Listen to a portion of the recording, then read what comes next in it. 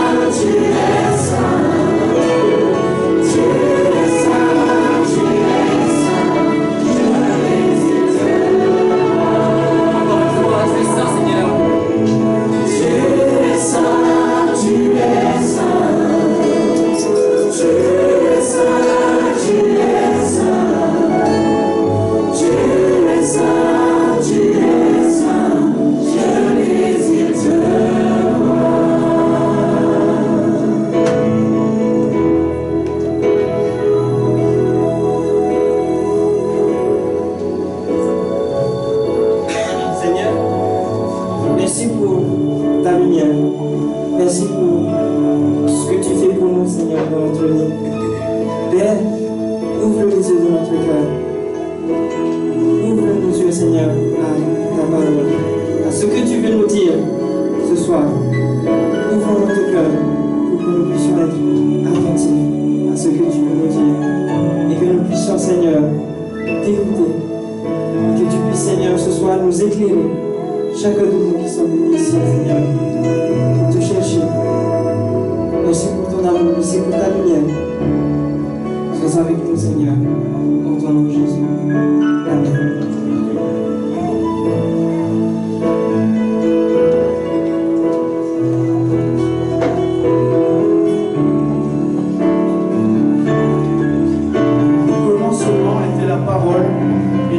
Était avec Dieu, et la parole était Dieu. Elle était au commencement avec Dieu. Toutes choses ont été faites par elle, et rien de ce qui a été fait n'a été fait sans elle. En elle était la vie, et la vie était la lumière des hommes.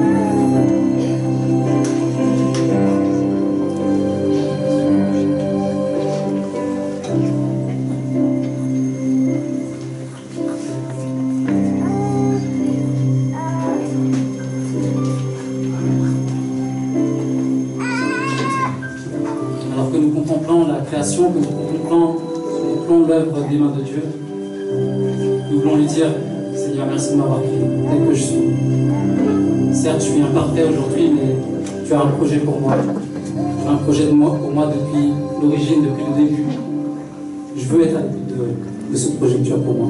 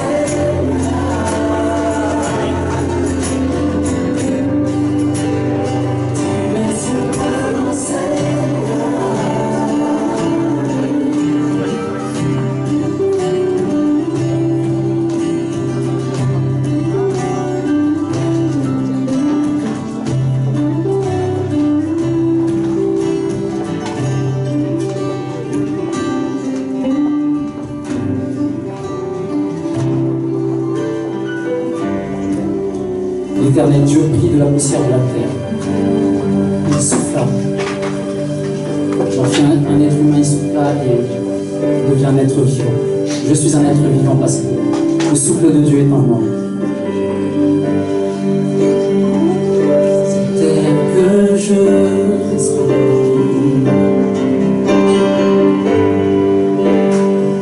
C'est terre que je respire. C'est ta présence qui vit en moi.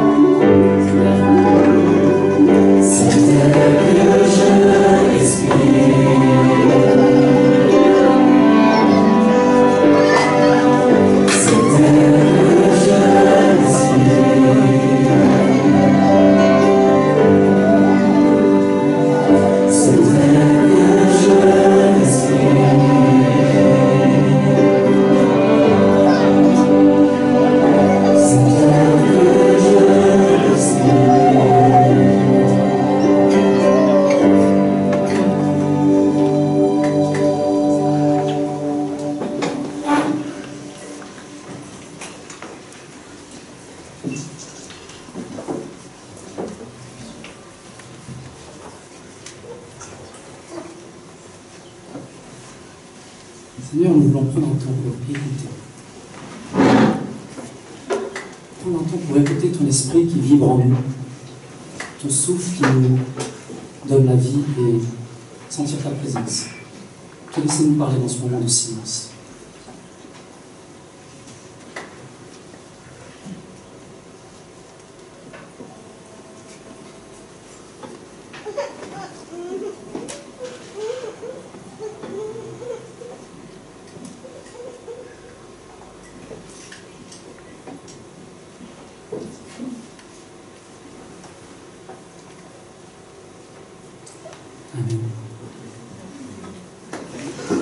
Et voilà, on se retrouve là ensemble, à louer Dieu, à chanter, à se rencontrer. Et c'est des choses que, en fait, donc bienvenue à l'église Vivo, c'est des choses qu'on vit tous les samedis matin. Donc nous avons l'occasion de nous réunir juste au-dessus. Tous les samedis matins à 9h, on commence par prendre un petit déj ensemble. Donc ça fait partie aussi de ce moment de partage que nous allons vivre tout à l'heure. Manger ensemble, c'est bon, hein, manger ensemble. Ça fait partie aussi de notre vie. Donc chaque samedi matin à 10h, on a un moment de partage et parole. On étudie la parole ensemble, on se laisse traverser par l'expérience des autres, on partage ce qu'on a vécu pendant la semaine et ensuite on échange autour d'un texte. Et ensuite on a un moment de partage, de louange autour d'une méditation, d'une prédication. C'est en fait ce que vous vivez maintenant en fait. Ce moment de louange, bon là on a renforcé un peu la louange, mais c'est un peu ce qu'on dit d'habitude. Donc c'est les moments qu'il y aura toutes les semaines. Vivo, c'est aussi sur internet, sur Facebook. Vous avez la possibilité de revoir les prédications qu'il y a eu. Donc sur la page Facebook, sur la page Vivo, www.vivo-genève.ch. Cherchez sinon sur Google Vivo Genève, vous trouvez une première réponse. On est high rank, c'est bon. Autre information, donc cet événement de Afterglow a lieu 3 fois cette année. C'est un projet qu'on lance en fait. On commence, c'est la première fois qu'on fait ça. Essayer de voir qu'est-ce que ça fait de faire un culte comme ça, ouvert, plus ouvert, pour qu'on se sente à l'aise d'amener d'autres personnes. Et puis, moi, j'ai envie de partager aussi ce que j'ai vécu, et puis ce que j'ai vécu avec Christ et avec Dieu dans ma vie. Et puis, j'ai envie que vous connaissiez ça. Alors, c'est l'occasion, justement, 3 fois dans cette année, donc on lance ça. Le prochain, donc, si vous avez reçu les flyers, les dates sont dessus, les 2 prochaines. Donc, le prochain, c'est le 4 février, et le suivant, le 8 avril. Voilà pour les infos. Alors, Vivo, c'est aussi une vie de communauté, donc nous vous invitons aussi à participer avec vos dons. Il y a des paniers qui vont circuler. Et on va continuer la louange aussi. Vivo vit aussi des dons, donc soyez généreux, n'hésitez pas à donner pour qu'on fasse d'autres occasions comme ça et qu'on puisse multiplier ce genre d'événements et qu'on puisse partager cette joie qui est en nous en fait. Voilà. Alors, je vous propose de continuer cette louange avec un chant que j'aime beaucoup. Alors que les paniers circulent, vous pouvez prendre le temps de donner. Il y a aussi des enveloppes, vous verrez dans les petits paniers, c'est pour ceux qui ont envie de rendre leur dîme aussi. Vous sentez-vous libre de donner.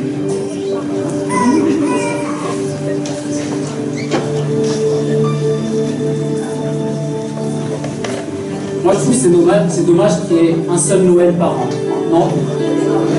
Qui aimerait qu'il y ait Noël tous les jours? Non, c'est vrai que c'est tous les jours, non pas tous les jours.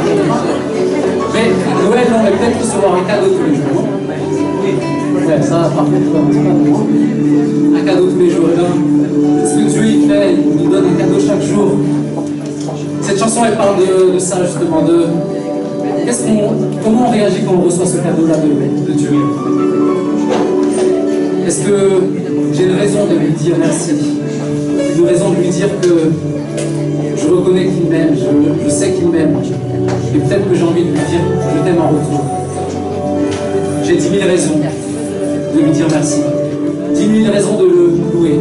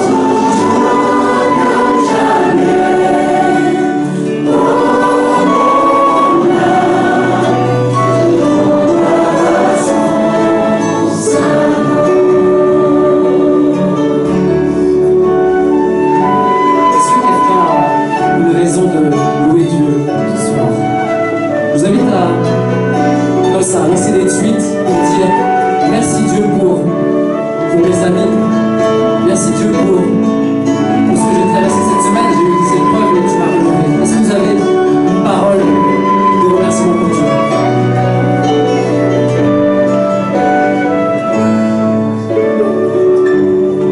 Je remercie Dieu pour les musiciens.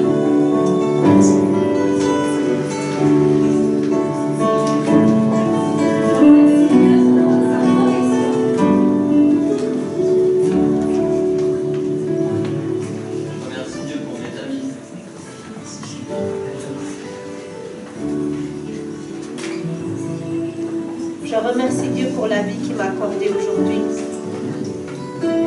Merci Dieu pour son amour. Je remercie Dieu pour ce moment de louange.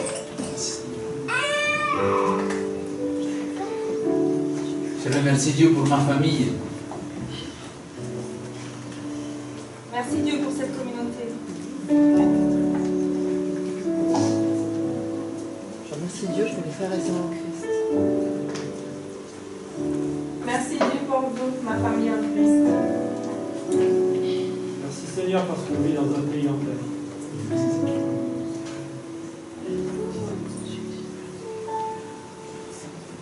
Parce qu'on est bientôt à 10 000 raisons là. On serait un accord d'occasion de dire merci. Merci pour ta lumière.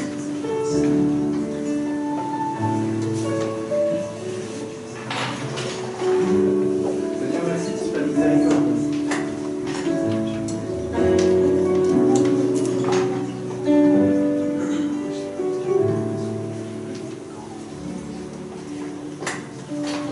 Les 9 998.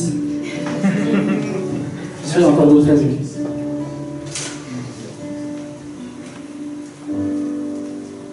Merci pour le repas de chaque jour.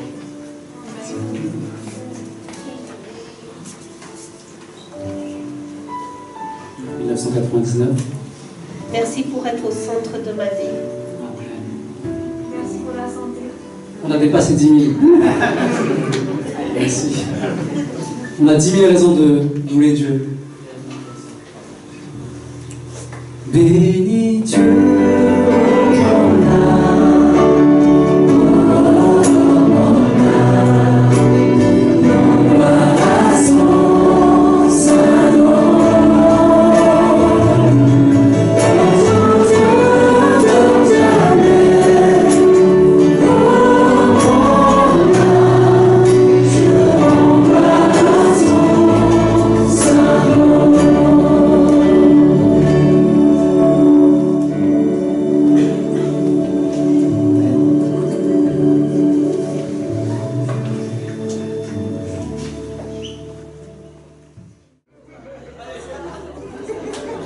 J'ai une fausse chance.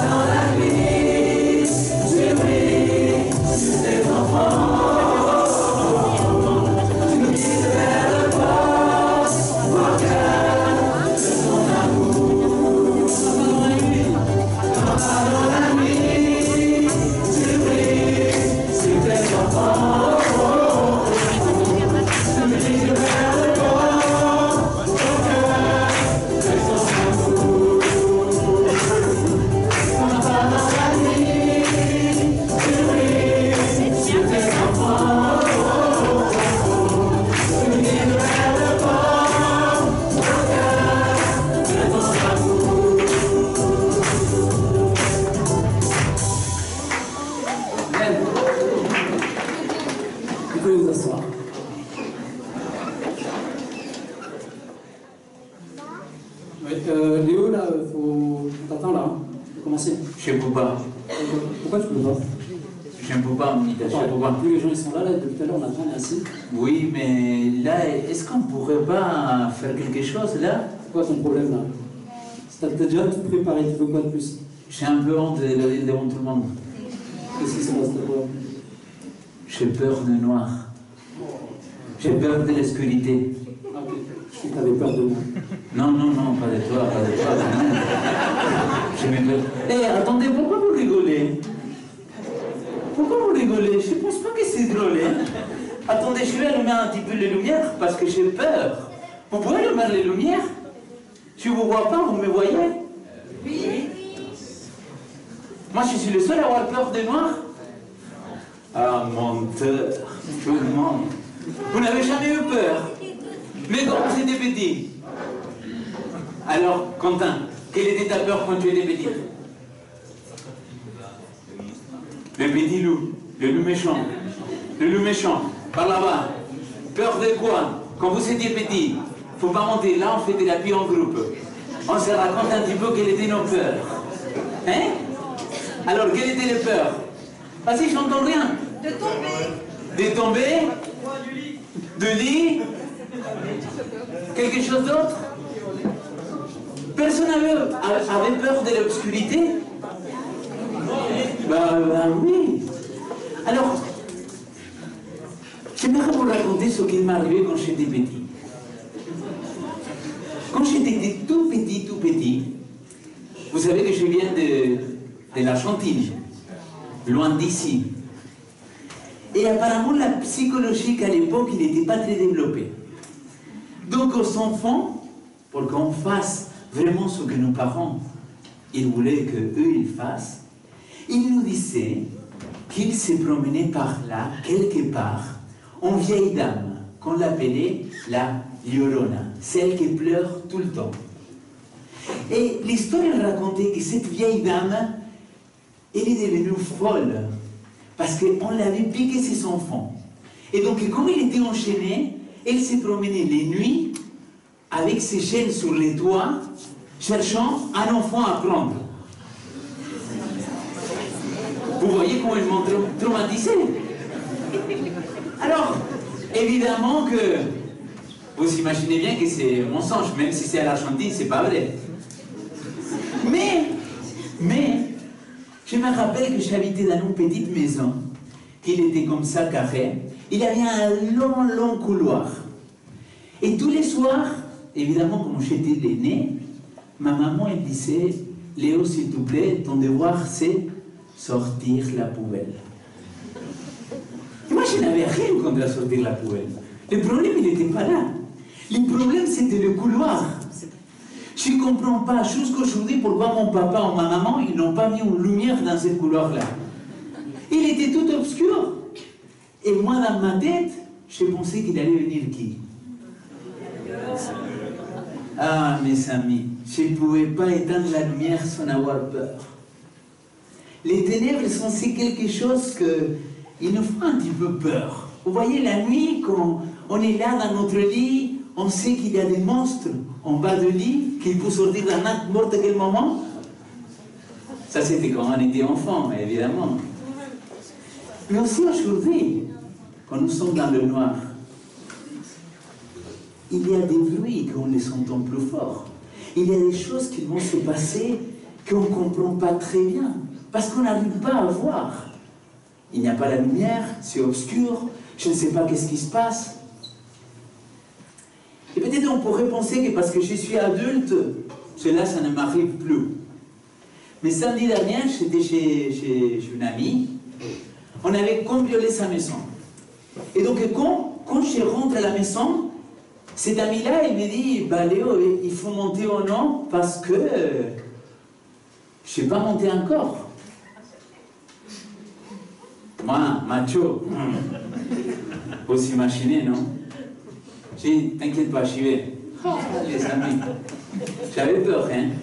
J'allumais toutes les lumières, j'ai sorti le téléphone, j'allumais le téléphone. J'ai dit, t'inquiète pas, il n'y a personne. Ouf. L'obscurité, les amis, il nous fait penser, imaginer des choses. quand nous sommes dans l'obscurité, quand nous sommes dans les ténèbres, c'est pas très facile à vivre parfois. Et vous savez, les ténèbres, dans la Bible, il en parle beaucoup, beaucoup, beaucoup, beaucoup.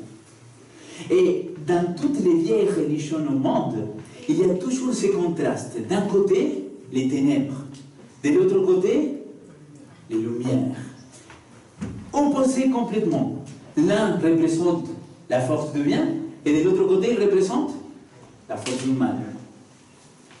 Et dans la Bible, il y a 3 sens des ténèbres. J'aimerais que vous le reteniez avec moi, s'il vous plaît. Parce que ce n'est pas si compliqué que ça. Le premier sens des ténèbres, c'est le sens littéral. C'est-à-dire l'obscurité. Ténèbres, c'est l'absence de lumière. Alors, quel est le premier sens? Absence de lumière. Tout simplement, les ténèbres, c'est l'absence de lumière.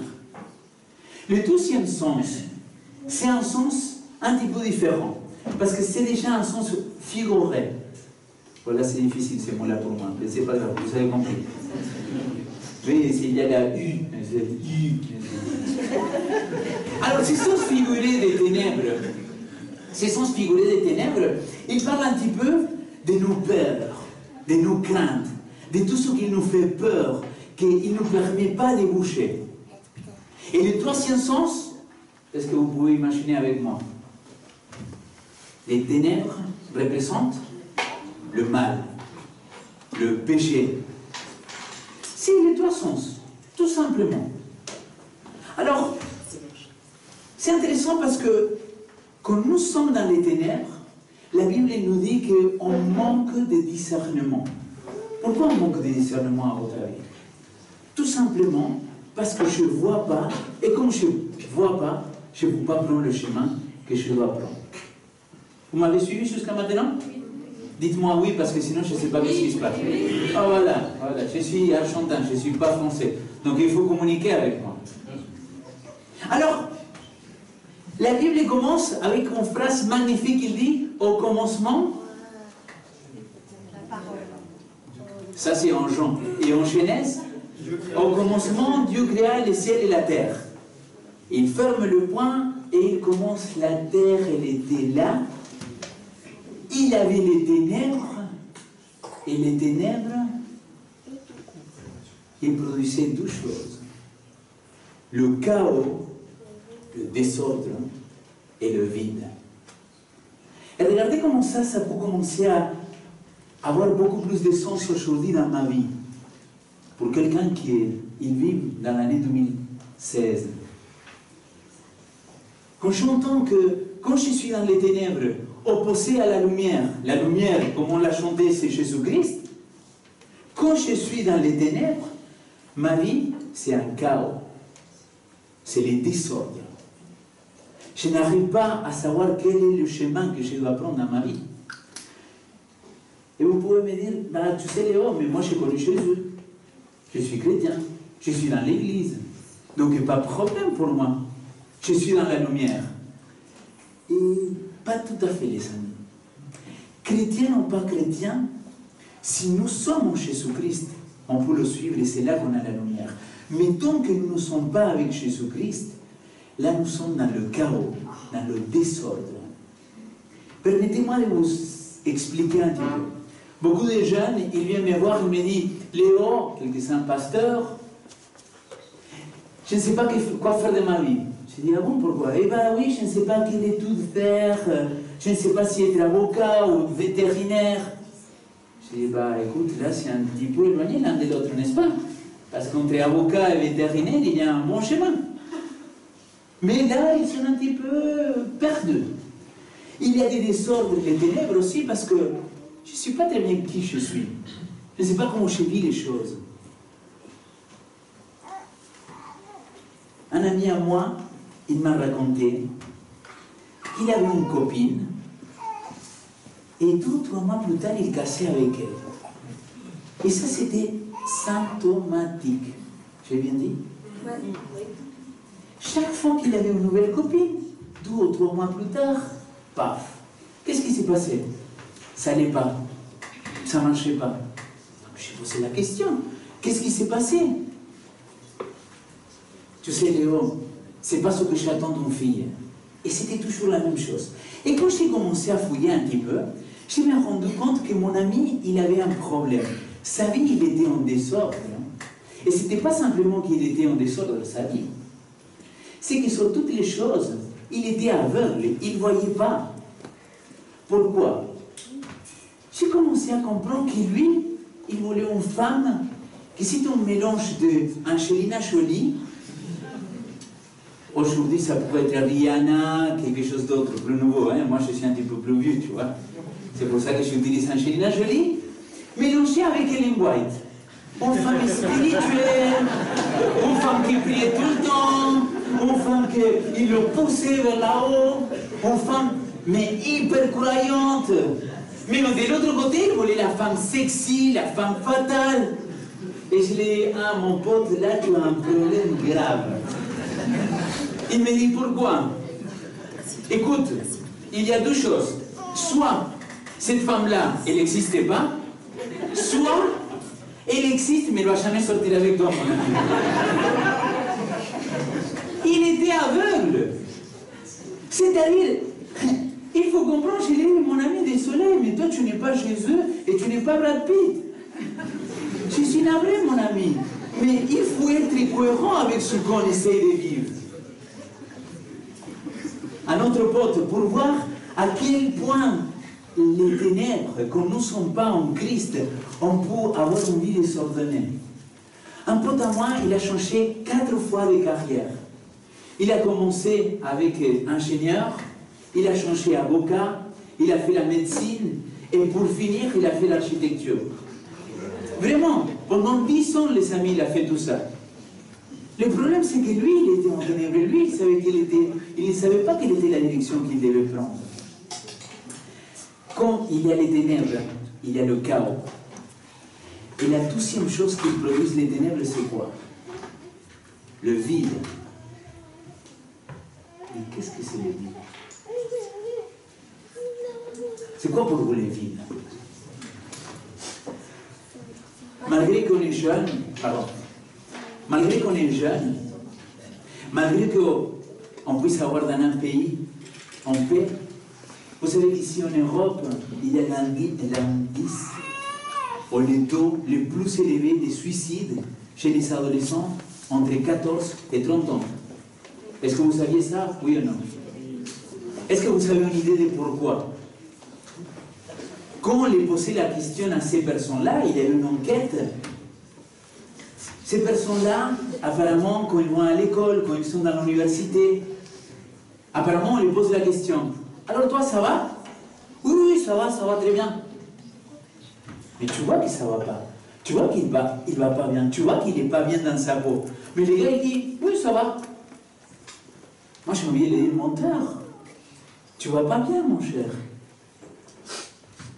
Mais quand tu commences à creuser un petit peu plus, et en tout cas dans cette enquête, on expliquait que s'il avait ce vide, c'est tout simplement parce que les jeunes, ils ne savaient pas quel était le chemin qu'ils devaient prendre. Parce qu'ils se sentaient complètement nuls. Ils se sentaient qu'ils ne servaient à rien. Ils se sentaient qu'ils étaient misérables. Et finalement, ils commencent à traverser cette idée, mais toute petite, les gars, hein, c'est infime. Bah, de toute façon, qui va remarquer si je n'existe plus? Qui va se rendre compte? Mes potes, ils s'en fichent de moi. Les seuls trucs qu'ils font, c'est m'harceler, me taquiner. Ma famille, j'ai l'impression qu'ils s'en fichent complètement de ce qui m'arrive dans ma vie. Moi, je pense que ça ferait mal à personne si je m'enlève la vie. Ça, c'est les vides, les amis.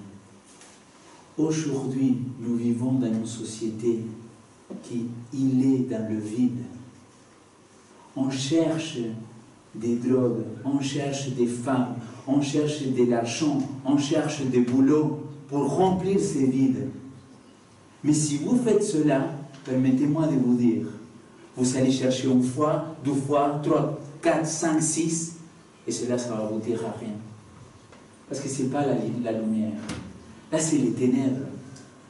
J'aimerais vous laisser un verset biblique aujourd'hui. C'est Jean chapitre 8, verset 12. Quand il y a des ténèbres, nous sommes dans le chaos, nous sommes dans le vide. Mais Jésus dit encore, c'est moi qui suis la lumière du monde. Celui qui me suit ne marchera jamais dans les ténèbres, mais il aura la lumière de la vie. Jésus est la lumière. Jésus, il vient pour éclairer notre chemin. Mais vous voyez, ces textes-là, ils pourraient rester un petit peu abstraits. Oh, il vient chasser nos ténèbres. Oh, voilà, mais comment il peut chasser nos ténèbres? Vous ne vous posez pas la question. Comment faire pour chasser toutes nos peurs, nos inquiétudes, le vide, le chaos, le désordre de notre vie? Comment il peut faire cela? Et là, je n'ai pas un autre moyen que vous raconter un petit peu ce qui m'est arrivé quand j'étais jeune. Donc, je vais ouvrir un petit peu mon cœur à vous ce soir. Ésaïe 8, 20, il dit à la loi et au témoignage. Je peux venir vous prêcher de Jésus-Christ, de la croix, de la lumière, des ténèbres, mais si moi je ne l'ai pas vécu dans ma vie, vous pourriez me dire, mais toi, tu n'es même pas un beau parleur parce que tu ne parles pas bien français, donc ciao. Mais là, il y a le témoignage aussi que j'aimerais partager avec vous. Quand j'avais 15 ans, plus ou moins, pour différentes raisons de la vie, j'ai parti vivre tout seul. J'ai quitté chez moi. Oh, ils m'ont fait très clairement comprendre que je devais quitter chez moi. Et je me retrouvais avec 15 ans dans la rue. Et donc, j'ai trouvé le métier que j'ai arrivé à trouver. J'ai habité tout seul, après j'ai parti vivre avec mon père. Mon père, à l'époque, il avait des boîtes de nuit. Donc c'était son métier. Il avait des boîtes. Bon, il avait une boîte. C'était une grande boîte, mais un petit peu grand. Il avait capacité pour 1500, 1600 personnes. Donc vous voyez, c'était un petit peu grand quand même. J'ai commencé à travailler là. Donc j'ai travaillé mardi, mercredi, jeudi, vendredi, samedi et dimanche soir. Tous les jours de la semaine, bon, 5 sur 7, j'étais là dans la boîte. J'étais barman, j'étais caissier. J'ai fait l'accueil. Le seul truc que je ne faisais pas, c'était la sécurité. Le matin, quand tout finissait, c'était moi que je nettoyais aussi. Mais j'avais mes sous dans ma poche. Mais cela, si bien c'était le rêve de n'importe quel jeune, parce que si je pose à plusieurs gens la question, est-ce que tu aimerais vivre ça? Vivre pendant 10-15 ans dans une boîte de nuit, tu es le roi, tu fais ce que tu veux, tu as tout à ta disposition. Je pense qu'il y a un petit risque qu'il me dit, ah oui, moi j'achète. Pas tous, mais peut-être un petit parti, il dirait oui. Alors, cela, il était un petit peu traumatisant dans ma vie, les amis. Tout simplement parce que j'ai commencé à observer les femmes. Les femmes, c'était vraiment pour moi, là il y a la censure, je ne peux pas dire le mot. Désolé, mesdames, j'ai changé aujourd'hui. Mais pour moi, les femmes, c'était toutes pareilles. Elles couchaient avec n'importe qui, n'importe où, n'importe comment. C'est la version discrète. Hein? Là, je vous parle de quelque chose qui m'a vraiment, à l'époque, fait de mal. Parce que je me disais, eh ben, écoute, je ne vais jamais trouver une femme qui me correspond pour faire une vie avec elle. Parce que toutes les femmes que je connais, même les copines, même ma maman, même ma grand-maman, toutes, j'étais traumatisé. Je me suis dit, c'est mal parti pour moi. Pourquoi? Parce que du coup, je prenais la femme comme un objet. Je pensais que c'était ça, quoi. Il n'y avait pas un autre but. Évidemment, à cette époque-là, j'avais 35 kilos de moins. Hein? Donc, c'était une autre époque. Ah, mes amis, les temps passés, j'étais vraiment dans les ténèbres. J'étais vraiment dans l'obscurité dans tous les sens. Vous voyez, j'ai travaillé que la nuit. J'ai fait que des choses de nuit. La journée, j'étais tout simplement envie pour dormir. Mais sincèrement, les amis, le vide dans ma vie, il était grand. Je n'avais pas fini le bac, je n'avais pas fini l'université. Évidemment, je n'avais pas fait le bac, je ne pouvais pas faire l'université. Tout l'argent que j'ai gagné, tout l'argent que j'ai gagné, à la fin de mois, je ne l'avais plus, parce que je l'ai dépensé, évidemment. Il faut maintenir ce rythme de vie. C'était vraiment, comme ils disent les jeunes Suisses, c'était le cac. C'était grave pour moi, les amis. Et un jour, à travers différentes circonstances, si vous venez le prochain Afterglow, je vous raconte comment c'était ces différentes circonstances. J'ai fait la queue. J'ai rencontré Jésus-Christ. Et là, j'ai commencé à vivre ma vie avec lui. J'ai commencé à vraiment essayer de rentrer dans ce chemin de lumière. Et j'ai dit, bah, Jésus, maintenant, viens chasser mes ténèbres. N'est-ce pas? Quelles étaient mes ténèbres? Ma peur. Ma peur à que les femmes de l'autre côté elles soient infidèles comme moi j'étais infidèle aussi. Donc j'avais peur. J'ai osé pas construire une relation. Mais à partir du moment que Christ il a rentré dans ma vie, il a commencé à me donner des valeurs. Il a commencé à me donner de la valeur. Il a commencé à donner de la valeur à toutes ces femmes. À chacune d'elles, il a donné de la valeur. Et j'ai commencé à comprendre que les choses n'étaient pas tout simplement elle est mauvaise et c'est tout. Sinon qu'il avait quelque chose de beaucoup plus grave. Peut-être s'il avait besoin d'aller coucher à droite, à gauche, c'est parce qu'il avait un vide dans sa vie. Et il n'arrivait pas à le remplir. Pareil que moi.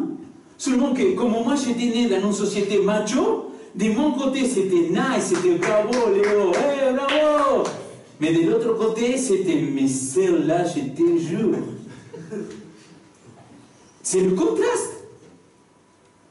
Et petit à petit, la lumière elle a commencé à éclairer dans ma vie. Et j'ai commencé à prier, les amis.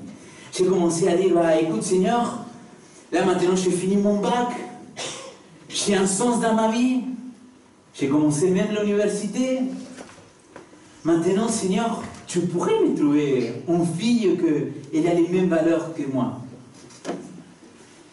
Et bah écoutez, première fille que j'ai rencontrée dans l'église, c'était pas la bonne expérience. Hein. Comme quoi, c'était la copine, alors le meilleur pote que j'avais à cette époque-là. Il m'a dit, bah. Je me suis dit, non mais attends, tu pensais qu'ici dans l'église c'était différent. Mais vous êtes les mêmes hypocrites que dans le monde. N'importe quoi. Alors, être dans la lumière, tu peux être dans la lumière, tu peux être dans les ténèbres en étant croyant ou pas. Mais je me suis dit, Seigneur, il faut y aller plus loin. Et c'est là que je suis arrivé en France. Et quelques mois plus tard, je vois rentrer un samedi matin à l'église une femme, une brune. Elle était magnifique. Hein? Elle est toujours magnifique. Karen, elle était là. Il avait un pote à moi. Et je lui ai dit, hey, comment s'appelle celle-là? Pardon, c'était en espagnol la conversation. Hein? Comment elle s'appelle?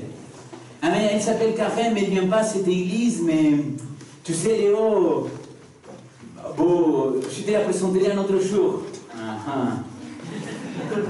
Il a volé pour lui. J'avais tout compris, hein. Je me suis dit, problème.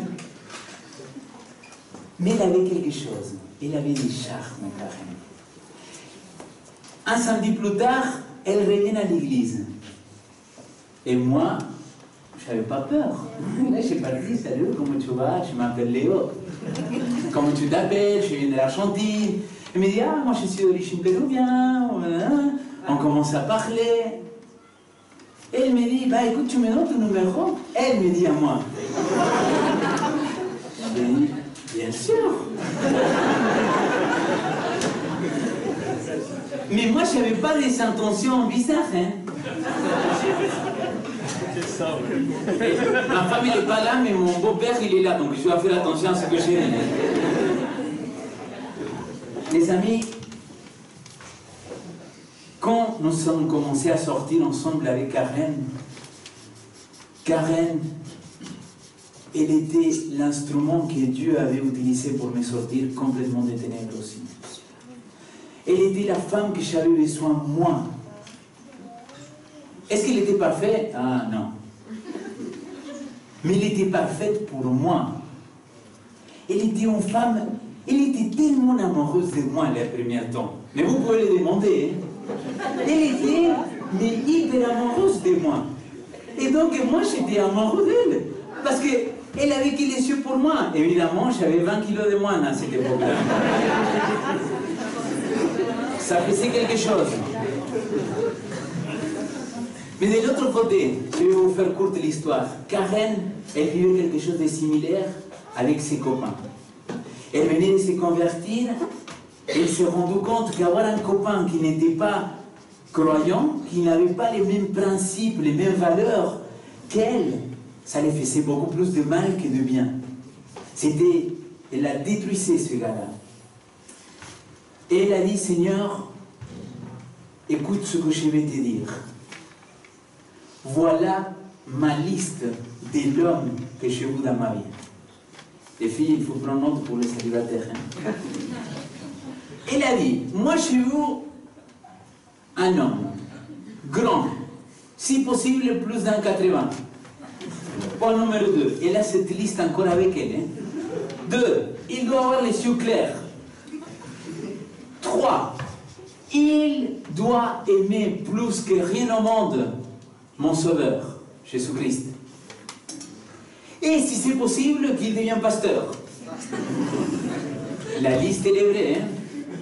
4e, qu'il ne soit pas trop mince. Jusqu'aujourd'hui, les amis, je l'ai dit, hey, c'est toi que tu as demandé.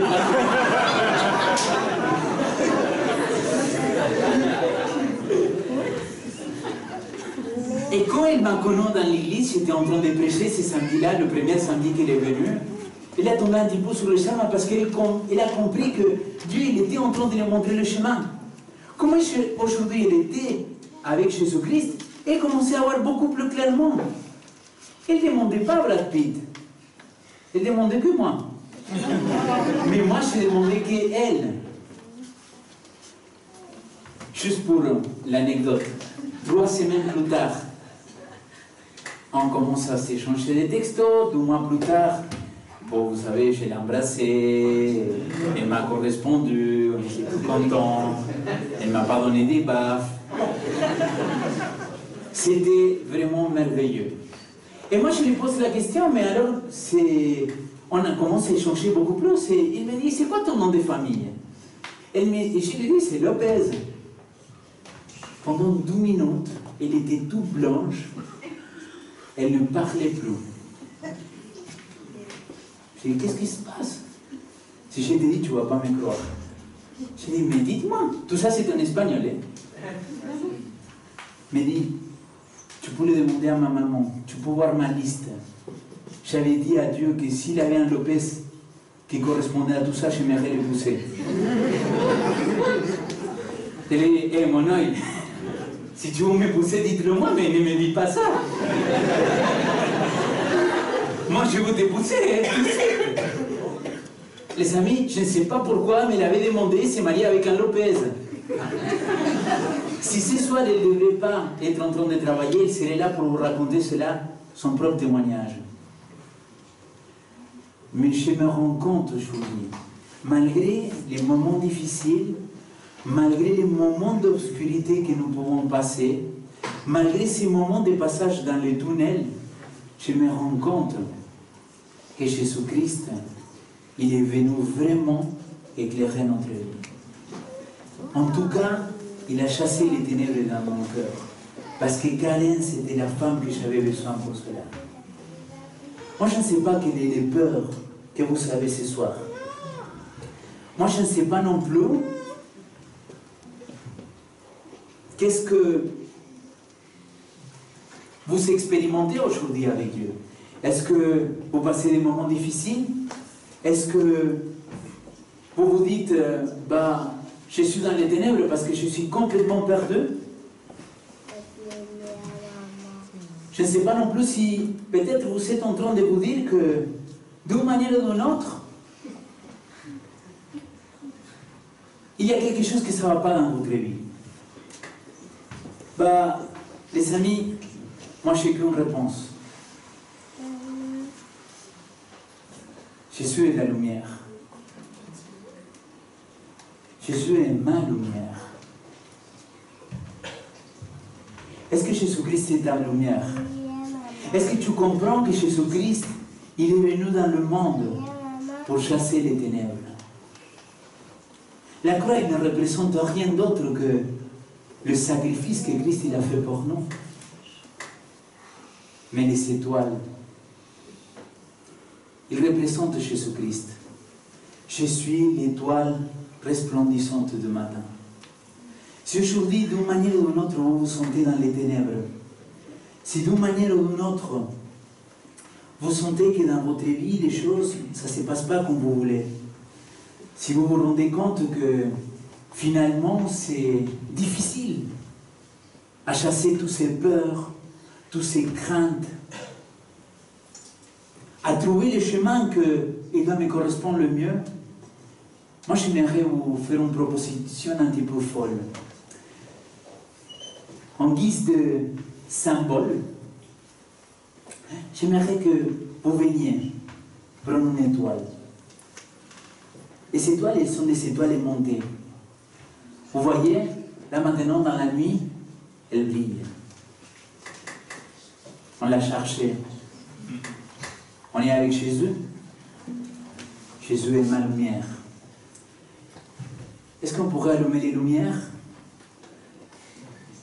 Est-ce que vous désirez venir et dire, bah Seigneur, moi je te reconnais comme mon sauveur. Je veux que tu sois ma lumière. Je veux que tu chasses les ténèbres de mon cœur. Pendant que nous allons écouter la musique, moi je vous propose un moment de silence. Réfléchissez à tous ces ténèbres, à ces peurs, au mal qu'il y a dans votre vie, le péché. Et je vous invite que, quand vous le désirez, vous puissiez venir jusqu'ici et prendre ça pour vous, pour chez vous. Que cela vous rappelle que c'est Jésus, ma lumière. Jésus est ta lumière.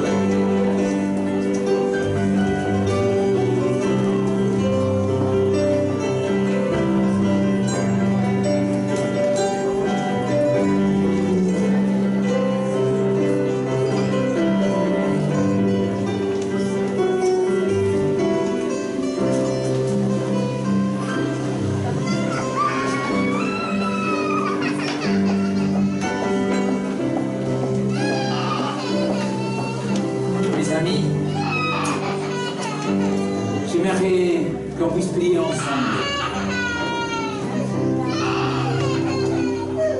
Vous savez, je vous ai raconté mon témoignage. Ce n'est pas pour vous dire, voilà, regardez comment dans ma vie tout va bien. Mais plutôt pour vous dire, j'ai compris que le seul qui pouvait chasser les ténèbres dans ma vie, c'était Jésus. Il n'y avait personne d'autre qui pourrait faire ça. Il est le meilleur des psys, il est le meilleur des médecins. Il n'y a pas un autre comme lui. Il a dit, je suis le chemin, la vérité et la vie. C'est lui qui va nous montrer où nous devons y aller. Il est l'étoile resplendissante du matin. J'aimerais que vous vous mettez debout et qu'on puisse prier ensemble et demander à Dieu de vraiment chasser tous les ténèbres. Il a vu que vous êtes venus ici. C'est un symbole de suivez-moi. C'est lui qui me suit et ne marchera plus dans les ténèbres, sinon dans la lumière. Prions ensemble. Père, je te remercie, Seigneur. Je te remercie pour cette soirée. Je te remercie parce qu'un jour, tu as pris la décision de venir nous sauver. Parfois nous sommes dans les ténèbres, Seigneur, parce que nous sommes ignorants, parce que nous ne voyons pas le mal que nous pouvons faire aux autres. Mais toi, Seigneur, tu viens, tu nous donnes des valeurs, et tu nous montres le mal qu'on fait. Peut-être il y a quelques-uns qui sont dans les ténèbres parce qu'ils ne savent pas quel est le chemin qu'ils doivent prendre dans leur vie. Ils ne savent pas si aller plutôt à droite, à gauche. Ils ne le savent pas. Mais Seigneur, toi, tu es la lumière. Et ce soir, nous voulons te dire que nous t'accueillons parmi nous, Seigneur.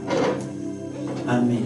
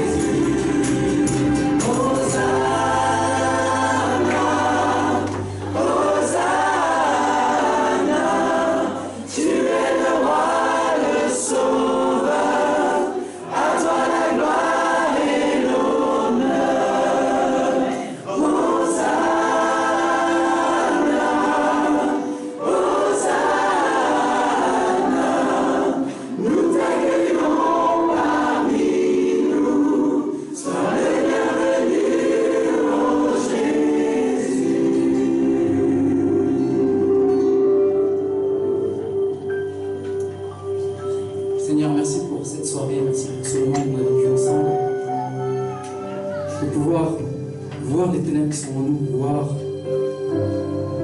le travail que tu veux faire en nous. Seigneur, nous voulons prendre le temps de nous connecter à toi, de t'accueillir, de laisser entrer la lumière, ouvrir les portes, les fenêtres, toutes les ouvertures pour laisser la lumière montrer la voie que tu veux qu'on prenne. Seigneur, je crois que aussi on peut le vivre à travers un moment de partage, un moment de communion, partager les uns avec les autres ce qu'on a, ces lueurs qui brillent dans nos vies. Et nous voulons prendre le temps maintenant peut-être de partager autour de sandwich, de boissons, mais que ton esprit demeure dans nos cœurs pour que ta lumière nous remplisse, nous dirige dans notre vie. Au nom de Jésus-Christ. Amen. On se donne rendez-vous donc le 4 février pour le prochain Afterglow. Et puis sinon, Vivo vous accueille tous les samedis à 9h, juste au-dessus.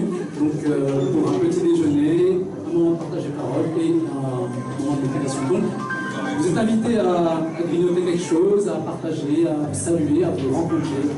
Bonne soirée à tous.